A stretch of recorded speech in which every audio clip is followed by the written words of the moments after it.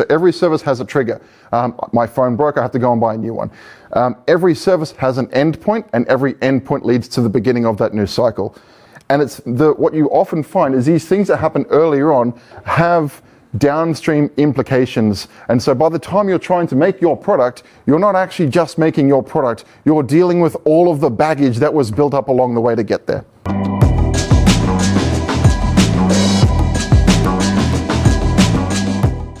Fair amount of imposter syndrome here because I don't think I'm an expert in systems thinking. So if we're clear on that, we'll carry on. I'm Jared, hello. I will talk your ear off if you ask me about my life story. I won't go through that right now. I'm going to ramble a little bit today, and Dima, I'm really sorry if you gave me a time limit. I haven't practiced this talk well enough to know exactly how long it is, but I'll try and be quick and I'll try and be entertaining along the way. Sorry for the rambles, but not really.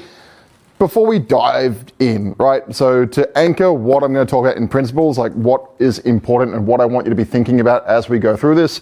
Firstly, I want you to zoom out. So is everyone a designer in this room? Some people, sort of, no?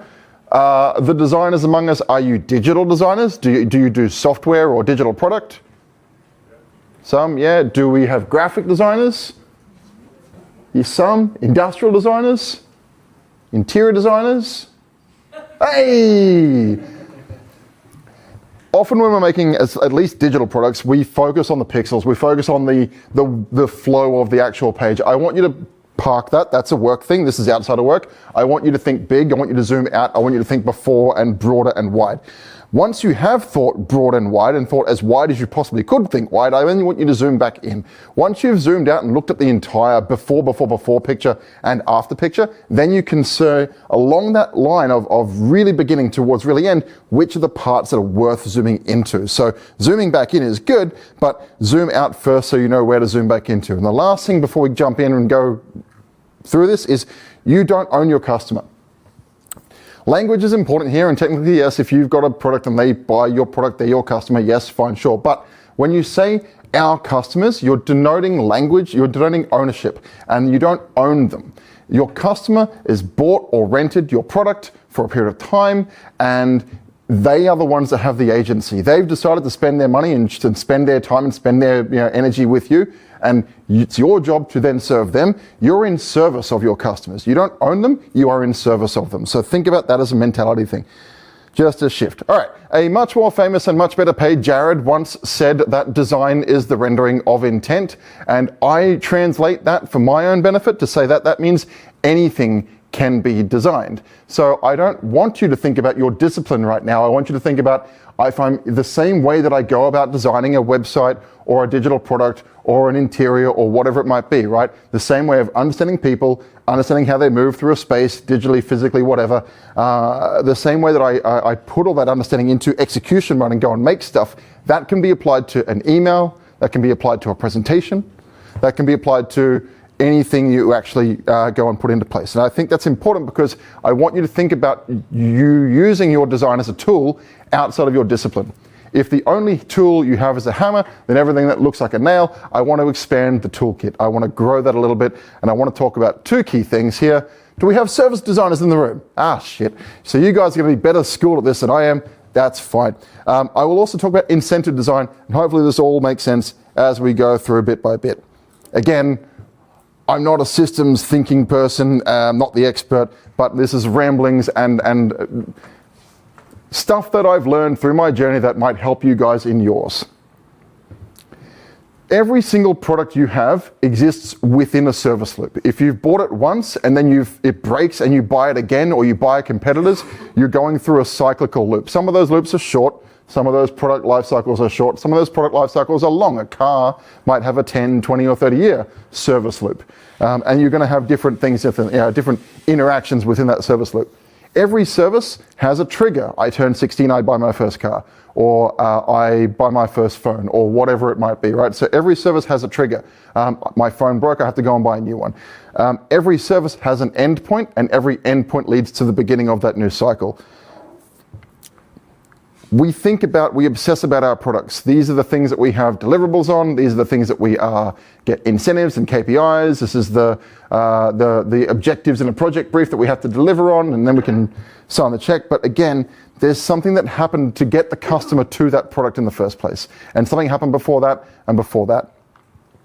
And the same is true for afterwards as well. And what you often find is these things that happen earlier on have downstream implications. And so by the time you're trying to make your product, you're not actually just making your product, you're dealing with all of the baggage that was built up along the way to get there. I've put a QR code for this. This is a pretty old canvas. There are lots of canvases. It's very difficult to find a high-res version of this canvas. If you want, go and take a snapshot of it. I really like this canvas for a couple of reasons. This is not the only one you should use, but I'll explain why this is really useful for me. It talks, I'm going to walk in front of the QR code, sorry. It breaks an entire service loop journey into 3 phases. Now, a lot of customer journeys, we're designing like the flow from I'm shopping for a product, then I go to the e-commerce page, then I click buy, then I click to convert, or whatever I did, right? That's this bit. That's the actual service journey. This canvas gives you the pre-service, the service, and the post-service. And each of these boxes links in to that, and each of these boxes links around the other way. Down the bottom here, you've got my expectations. What does a customer want based off of what they've heard about the service journey before they went and did it? So what have I heard? What have I seen in advertising? What have I seen in social media? What have my friends told me about? All of that word of mouth stuff, that goes into the things that are pre-service that then build my expectations. Then I go through the service, and having gone through that service, I then decide what my experiences are. What is my version of going through that story? Now, that version might be different for different customers, because you can have the exact same step by, and this is again, does anyone know business process modeling? Thank God. Business processes are company-side versions of customer journeys. 2 customers will not go through the exact same business process. They'll go through it from a business process point of view. They'll do this and that and that and that, but the customers will experience it differently because they're different people. So, you know, Margaret, who's 80 and is trying to change her PIN code on her bank card, is going to have a different experience of doing that than me, who's in my 20s. Late 30s. And then after that, I have my post-service period, and this is where I measure my satisfaction or dissatisfaction. Is basically a subtraction of my experiences from my expectations. Did my experiences set me up for success, and then I had a good time? Or was I thinking this is going to be great, and this is actually terrible? So that then tells me, am I going to give positive past experiences and say, yes, that bank's a good bank, that car was a good car, and go and buy another one of them? Am I going to give negative word of mouth? Was it so bad I'm going to become one of Michael's angry customers, and I'm not just going to write angry feedback to the company, I'm going to spout angry feedback at the pub, to my family at Christmas. Never use them, they're terrible, right? This is a cyclical thing. Every product you design sits in this middle bit. Understand the breadth, understand the context. Has everyone seen a service blueprint before? Service design, yes, nods. Anyone else? Couple of hands. I like this as well. This is a different kind of canvas or map. What you're seeing here is the end-to-end. A lot of customer journeys that I see cover this top layer, which is basically the physical stuff that we've observed that happens, mapped into a step-by-step thing that the customer then does and interacts. It might go to the next level down, go say, how does that interact with the front of house version of our business? Like they walked into a shop, or they clicked buy, or whatever it was. Now, the backstage and the supporting actions, like how you're interacting with third parties. My favorite example of this is I bought a coffee machine off of Curry's. And when I bought it from Curry's, I've gone onto the website, I've clicked the action, I've pressed the thing, I bought the thing on the website. That then, in the back end, flicks a note to whatever to process the payment and then fulfill the order. And then DPD delivered it 3 days early. And I didn't realize it was out for delivery.